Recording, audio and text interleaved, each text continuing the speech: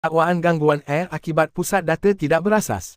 Kenyataan yang dikeluarkan oleh Pemuda Pakatan Harapan Johor yang cuba mengaitkan gangguan bekalan air di Simpang Renggam dan Benut dengan pembangunan pusat data di negeri ini adalah tidak berasas serta berunsur politik. Untuk rekod, tidak terdapat sebarang pusat data di kawasan Simpang Renggam maupun Benut. Justru, dakwaan yang cuba menghubungkan gangguan bekalan air di kedua-dua kawasan tersebut dengan pembangunan pusat data adalah tidak tepat dan mengelirukan.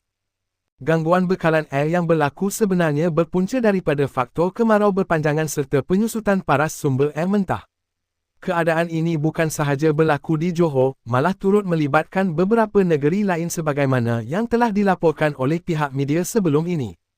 Fakta ini sahaja sudah cukup untuk membuktikan bahawa tuduhan yang dilemparkan adalah tidak benar dan tidak bertanggungjawab.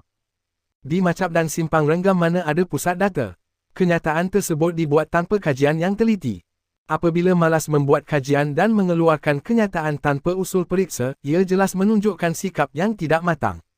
Kita faham mungkin pemuda PH sedang mencari isu, tetapi biarlah berwibawa dan bermaruah dalam berpolitik.